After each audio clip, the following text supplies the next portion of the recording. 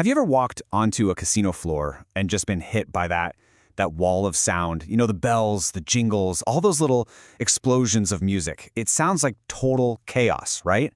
But what if I told you it's actually a symphony? A carefully composed symphony with one and only one purpose.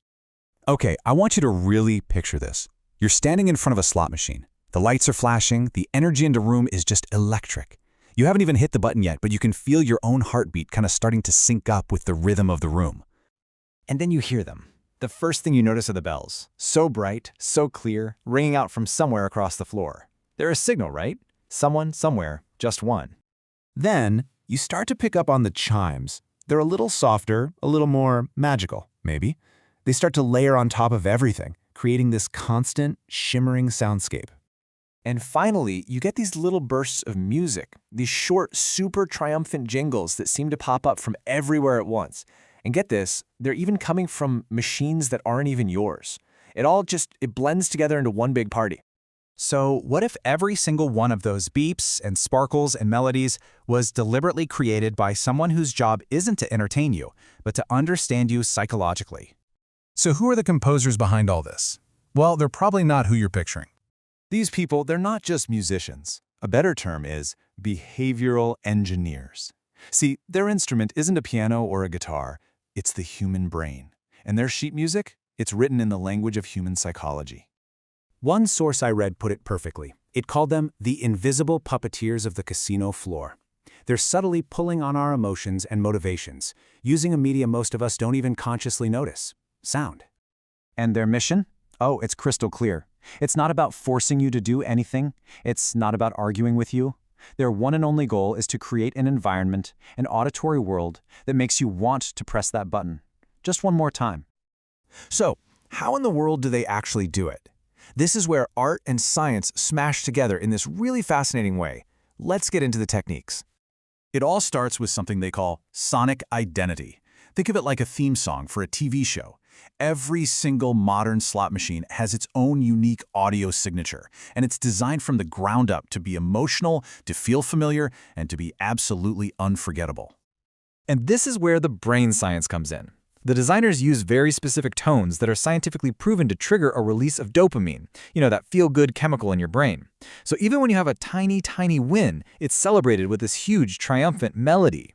That sound literally becomes the reward, and it makes your brain whisper a very simple command: spin again. But here is where it gets really, truly brilliant. I think the most powerful trick in their entire toolkit isn't celebrating the wins. Nope, it's celebrating the losses. Let's just walk through an example. Let's say you bet 50 cents, the real spin, and you win 20 cents back. Okay, the math is simple, right? That's a 30-cent net loss. But what do you actually hear? You don't hear the sound of losing, you hear a glorious celebratory soundtrack.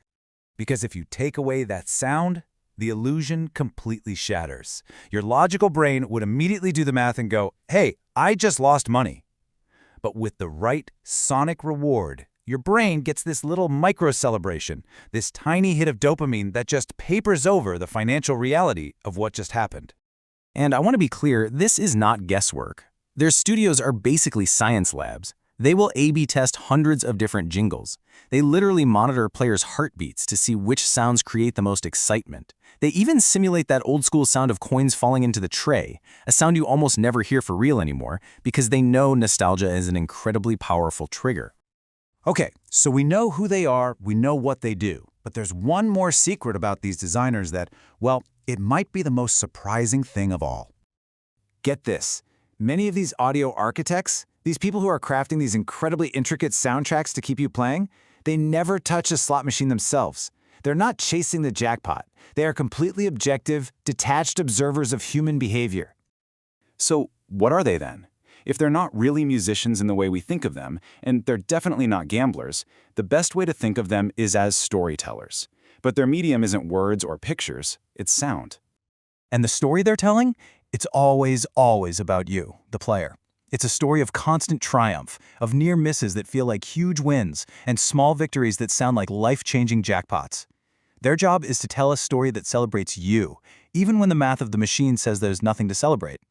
So what's the takeaway here? What does this all mean for you? Well, the next time you find yourself in a casino, or heck, even just playing a game on your phone, you're going to be armed with a totally new way of listening.